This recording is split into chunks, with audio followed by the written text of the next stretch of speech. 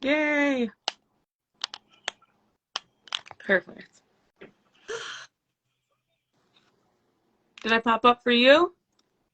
Yeah, I think we're good, right? Hi. Welcome back to Monumental Minds, where every mind matters. I'm Megan Rose. And I'm Raya Ray, and we're the co-owners and founders of MR2 Connections Incorporated.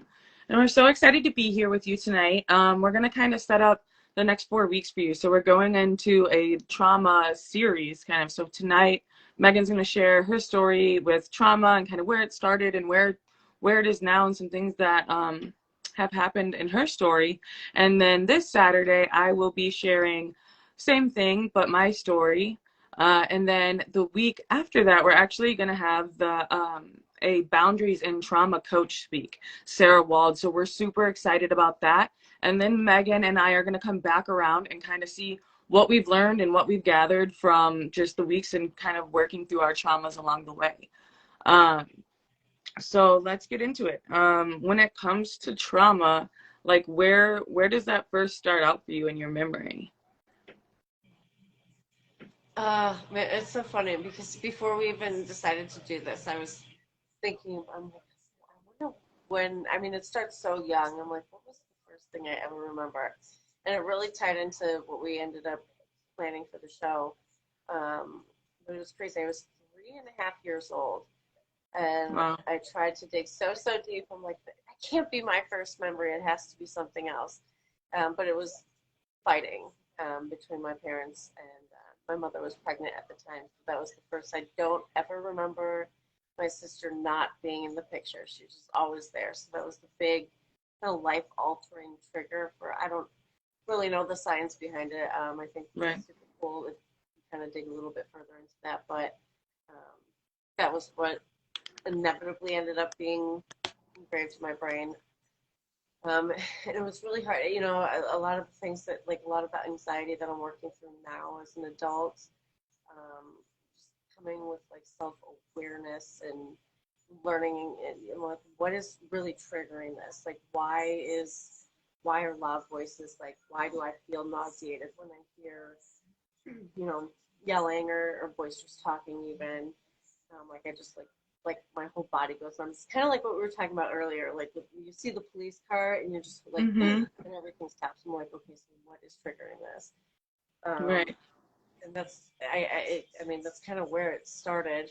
I would assume is just experiencing that as a very young age and remembering the constant battle and the tension in the family. And when I was so little, I was this little itty bitty child banging on the metal. We had these metal doors in the apartment that I was like, "Stop your fighting!" Like I had no idea what I was saying. I just knew I wanted it to stop, and it was, oh, it Isn't was that so crazy very. how you've been like kind of reading energies, right? Since we were so young, it's just in different ways, right? So, and I think too, like when I think a lot about kids and like just the innocence and what they kind of don't have to think about yet, right? Because they haven't gone through it as far as that. So like they're so much more open to like absorbing energies and vibes and stuff. Whereas like sometimes as adults, if we don't slow down to feel that, it's hard to do that. But I think as kids, we really kind of rely on like what's the energy in the room. And if you're feeling that already with the loud voices and the fighting, and then that really does carry over now, and like you really have to do like the younger self work, to figure out why am I responding this way. Yeah, absolutely. And energy is everything, right? And we talk a lot about that. And those are like the vibrations that, like, your body will literally tell you, like, you'll feel sick if something's off, if something's not right. Like, it's like call it your soul or whatever, your internal, everything inside, it comes out and you feel it. And it was crazy, like, how the energy shifted so drastically for me as a child when my parents, they did end up eventually end up separating and getting a divorce. And for most kids, like, that's traumatizing all in itself, because you just don't understand the split. But for me, I celebrated it. It was so great. Right. And they were able to work out a really great balance for a long time where I got the best of both worlds. I got to see my dad, and do fun things with him and live with my mom and be around friends. And I loved it because they were getting along and I didn't see the chaos that may have been happening in the background. Right. I think for kids, right, like it can, as long as like, I think that event you think about later when you're an adult, but I think for kids in the moment, it's like, I get 2 times the Christmas, I get 2 times the birthdays, you think, and that's just kind of what you think of it in the beginning. And then to like really start dissecting it later on. Because I know when I was thinking kind of about mine, I'm like, oh, that, I don't think that affected me. And then I'm like, oh, wait, I should slow down a little bit. Maybe it did. But it's weird how Yeah, you see like absolutely. different perspectives as you go along on kind of how certain things affected you. Yeah, absolutely. It was the best after that. Once that fighting was gone, it was just I Mhm. was living my best life, and we created so many amazing memories together as a family, and that was great until the next major Right. shift and the custody battle emerged. That was just for whatever reason I didn't see what was going in the background. I just knew that it was working for the kids. It was great for the kids. Then all of a sudden it was a battle for who gets who, and it was one or the other all of a sudden, and I was just like, whoa. Right. um, that was hard. That was really hard. Yeah. And like I'll it's kind of amazing to me to this day that I can even do what I do as a contractor because I do a lot of phone calls on the phone and Mhm. um, reading from a script, Mhm. which actually just a huge trauma for me because I was, you know, mothers do the best they can, and my mother was very emotional and just she was just trying to keep us to the best of her ability, so she would write out what she wanted me to say, and I would have to call the lawyers and call my dad and read verbatim what she told me to say. And I was sitting there Right. like, I don't want to live with you, Dad. Like it was crazy. Like I didn't get it, and I would bawl and bawl and bawl, and I was just like I would like throw up, and it was a big thing. It was horrible. So to like that's something I really had to work through, especially in like what I do for a living now, Right. outside of MR2, Right. as a contractor. That was a constant trigger. I would hear the phone ring, and it was like seeing cop lights. You hear the phone ring. I'm like, Mhm. oh my god. My instinct is to always like, oh my god, what happened? Right. Somebody's, something bad happened, and I'm like, wait a Yep. minute, relax. It's not Right. always going to be that way. It's just in the moment, accepting and acknowledging what you're feeling in that moment, and being able to take a step outside of it, figure out what the trigger is, where that's stemming from, and being able to be like, okay, it's okay. Like, this Right. isn't what it is. We can move forward with it. Right. I think we kind of touched on that when we were talking with Colleen about like taking the feeling, right? The taking the feeling itself and like you are not the trauma, right? You just experienced trauma and like trying to break down those little bits of how we feel. And it's hard, right? Like it's definitely a process. It's not something you feel once and you've healed yourself. I think it definitely takes a lot of soul work and a lot of reflection and you have to be so willing to do it because like bringing up trauma, no matter what it is, and no matter how different your stories are, like trauma is trauma, right? So to do trauma work is the sound of it to me. I mean, I don't know if it's everybody. The sound of it to me is like, oh wow, that's exhausting. You know, like that's just mentally like I'm tired mentally thinking about oh it's a heavy topic. It is. It is, and I had to take several deep breaths. It took me a moment. I'm like, we're talking trauma. Mhm. It's not something to ever be taken lightly. I had a lot behind humor, so I even have to be very careful with that because I'll try to laugh something off or bring some sort of light to it, which I think is good at times, but you really have to. It's something that needs to be talked about and worked through, um, whether it be with friends, family, therapists. I mean, find somebody that you can talk to. I mean, I've God was my therapist. I mean, he is, ultimately. But, I talked to God all the time. My higher power was everything for a long time when I felt like I had nobody else to go to. So, Right. um, yeah, I mean, it's not something, like, it's just not something that happens overnight. And I think there's a lot of cliche and, like, how or why. There's just no one road. There's no one right way. It's not black and white when it comes to healing. And, we talk about it brings up emotions. And it never, it will always hurt to a certain extent. It's just how you kind of move forward with it. And Right. I think I've been able to carry it with grace as much as Yeah. possible, but there's moments where you can't. Right. You don't know how to, rather. I don't like that word. I just said that word. D word. It's the worst word, and I came No, out of no, my no. mouth. Like, like, I need a swear jar. Like, I need a quarter jar for that can't Right. word. Can't word. Can't and like But whatever, like never. not having the right knowledge or not, because we react emotionally a lot of times and we don't think logically or rationally. So in those moments of passion or emotion or whatever it is you're feeling, you just kind of like have to take a step back out of it.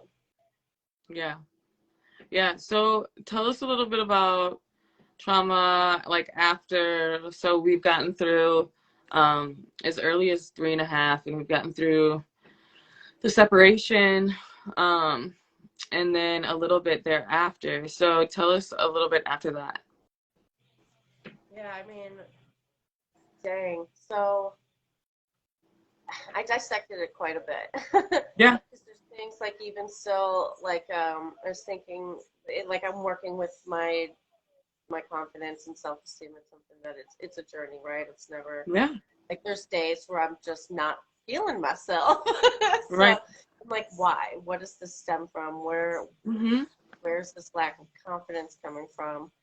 Um, and a lot of it was just self-instilled that I almost like shunned myself away. Like we were very active in like taekwondo and dance and music. Mm-hmm. We all were always singing, and my sister was very, very confident and she had no problem taking center stage. Mm-hmm. And, obviously she got praised for that. And I took it very differently. I didn't see it the way I do now as a more mature adult. Right. But I was like, well, I'm just not good enough. So that stuck with me for a long, long time, and it's something that I'm still working through because I catch myself. I'm like, well, it's just not going to be good enough, so maybe I just won't do it, or I won't say the right things, or I won't look right or act right, or what if people don't like this, or and I get Mm-hmm. stuck in those cycles, and Mm-hmm. I'm like, what, where, where's this coming from? And it's something I carried with me for so long, for decades of my life. Like, I think I mentioned this before, but like teachers didn't even know my name because I was so shy, and I would know the answers, but then I'd be like, oh my God, what if that's not the answer? And I Right. just like shy away from it. And it's like, hey, Melanie, I thought I saw you back there wanting to raise your hand. I'm like, No. Not and me. like, like everybody's calling me Melanie, and nobody knows my name. But yeah, so that's like self-instilled at a young age. That wasn't even something that was ever put on. Like nobody shamed me. Nobody said you're not good. Like they were very encouraging. Like I would hide behind my parents and cry when I had to like say hello to parent or like family. I was very Mm-hmm. shy. I was very shy. So that's been an interesting journey to walk through, to say the least. Yeah. Confidence, right? It's such a huge thing, and I think it takes, the right praise and the right work to be able to like build your confidence and have things around you that help you build your confidence and be able to like build your confidence yourself as well, and not be so reliant on, right, like outside people to grow that confidence. When we're a kid, though, we kind of have no choice. That's kind of where we go to, right, is those outside people or the people that are in our circle, right there in our circle, to build our confidence. And if for some reason it's being overlooked or missed, even whether it be intentional or not, that, I mean, it takes such work, like you said, to be able to come out of that, and like being able to self-reflect now and be like, okay, who am I? Not who is Right. she or who are they, but who am I, and like how do I show up for myself in a confident way. And I think that's something that I've, struggled with too, as we have this platform and we want to strive for people to be more confident and to, and show up as themselves. And then we're challenging ourselves right there in that same moment. Yeah, absolutely. And it's I found it challenging as like as children we need the validation, right? And we seek that and Hmm. we yearn for it because we're learning what's what. Right. Um, and you know, maturing and evolving, learning how to slough off that need for validation. And so oftentimes we still seek it. And I think validation is important, but I try to see it as not so much a need anymore, but something that's, Hmm. a nice encouragement. Like it's not Right. something, I try not to seek it as much as I did before, but like within myself, I try to find the things that make me feel good Hmm. versus what everybody else is going to feel like. Oh, I want everybody else to feel good. Like, well, yeah, I do, but really, let's bring it back in and what's going to make me feel good, because I don't need things in my life that aren't going to serve me. It's going to bring Right. my, like, 'cause those emotions, those energies that you carry, if you don't feel like, it's so true. I was kind of thinking about this. People say like, oh, he died of sadness from like, because, when you Hmm. lose someone that you've been with, like The Notebook is the perfect example, right? Hmm. Um, like you die of sadness if you like losing somebody or you die together, whatever. Um, like you, those emotions, those negative. I don't want to say negative. I'm trying to be careful with my words here, but It's like hard. certain emotions and energies you carry with you will literally like eat you from the inside out, and you'll kind of almost feel like you're like when I was stuck in those depressed, like really heavy depressive states. I like my whole body was just rotting. Like I had no energy. Like Right. I, like you're prone to sickness because you're just not taking care of yourself. It's a crazy chain of events that happens when you're not carrying the right energies with you. Yeah, and I think that's why it's so important that we not only work on our self-care, but that people don't stop working on their self-care. There's never a time in which you get so great at self-care that you should stop. And I think that's really important for our community and for everybody to know that, like, this work, no matter what it is, it's ongoing. And I mean, like, ongoing till like your very last day, right? Like, you can't just stop self-care. Otherwise something will start to slip. And I think I've noticed that recently because we've been trying to put more self-care things into our schedules, and as we don't do that, I feel an unbalance, right? Like if one day I don't get my certain journals done that are for me and that benefit me, I was realizing like, oh my gosh, like I'm not, something feels off. Oh, I haven't given myself that time. So it's like it's so important to even stay consistent in the self work and not to stop, I think. Yeah, absolutely. And it's so funny you said that because like now, like I've like my probiotics. If I miss a day of my probiotic drink, like I just lose my mind. I'm like my stomach, Yeah. like I need it. Mm-hmm. But it's those Like things that we give ourselves time to, like, those are our little celebrations of self. And that's something that we think, and that we speak here is so important, is those little celebrations of self because we have gone through things, since you were 3.5, like, and we're still working through these things. So it's so important to celebrate even the small wins some days. because I'll sit here at like I'm 34. I'm like, oh my god, they're so loud. It's bothering me. Why? Mm-hmm. And I'm a pretty loud person too. Like I get excited, but it's like when things get loud, I'm like, what's wrong? What's Right. going on? And I'm like, I'm working through that. But Yeah. it's easier now to catch it and like self reflection and just taking those times to figure out your triggers and becoming more aware of what brings about negative emotion and negative energy versus positive energy and those love energies and good vibes. And part of that's very much self care too. So I just love that we've been able to embrace that Mm-hmm. as part of the journey. It's just never easy, and like man, there's so many times you just like in I'm horrible with this when it comes to just kind of wanting to laugh stuff off Mm-hmm. when very serious things are happening. And I had to learn, like, I mean, it just didn't serve me because I wasn't handling it the right way. The first Mm-hmm. time I was sexually assaulted, I was very, very young, and I was 14 years old at the time. And I had a crush on this boy, and it was like a very like big setup, and it was everybody was cheering me on, like it was supposed to be my first kiss, whatever, whatever, and I ended up getting Mm-hmm. taken advantage of. And I went into shock, and I went out. My first instinct was just to be like, "Oh my God, guess what?" And like laugh it off. And then Mm-hmm. all of a sudden, it turned into not something that should have been taken seriously as it should have been, but it was all of a sudden I was feeling slut shamed at a very young age over something that I didn't ask for. And a lot of people go through that and don't cope in the right ways, like maybe I did, or um, maybe they shy away into silence and don't say anything at all. And that's really why we're doing this, is to really encourage people to speak up and speak out when Mm-hmm. things like that happen. I want to say there's no right way, but there's definitely wrong ways to go about it. And Mm-hmm. laughing it off, trying to laugh it off and play it as a joke.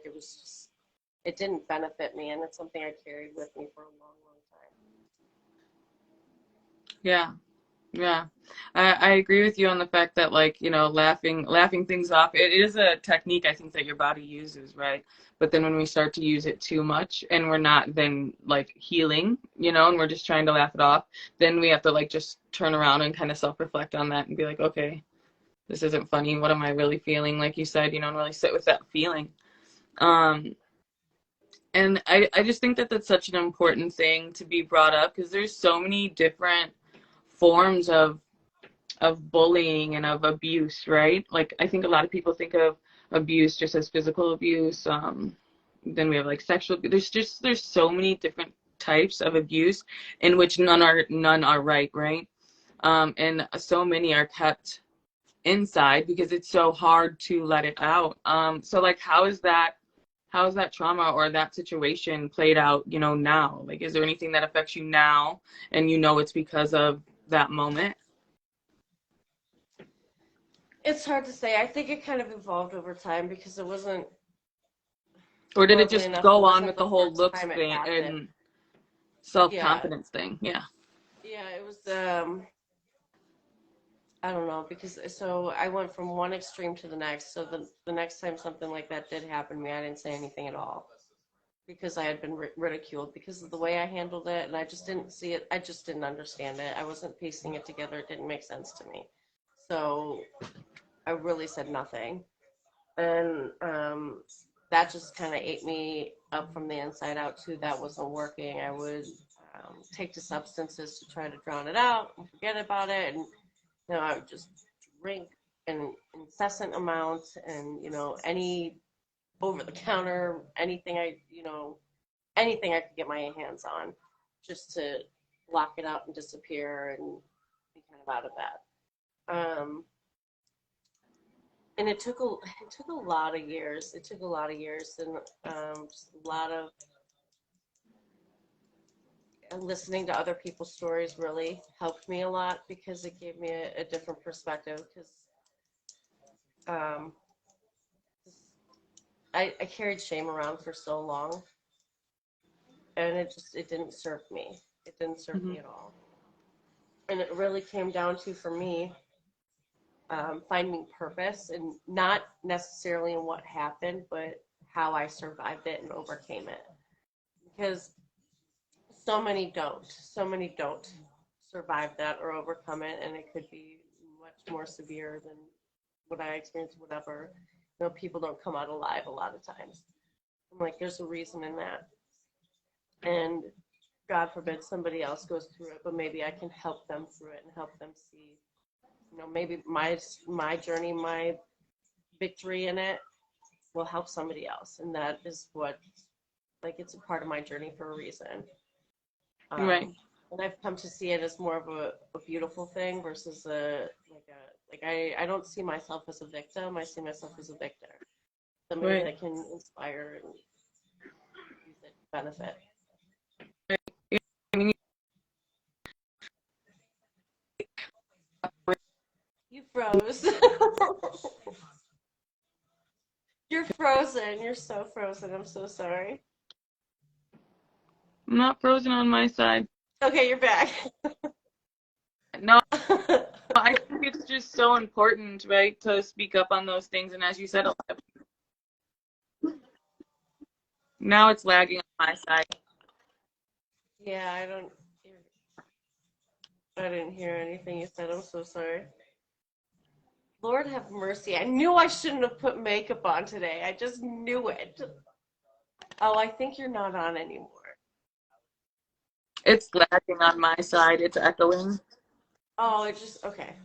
It's so weird. Now I'm lagging. I see myself lag. It's like the slow mo.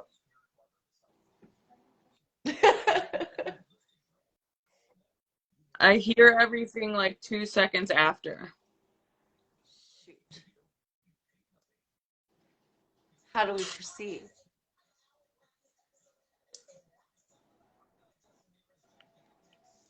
Oh my gosh. Oh no. Shoot. Dang it. Darn tootin' lollygag. I don't know. I hear two of you talking, like the first one started and then like the second one started on top of it. It's a whole thing.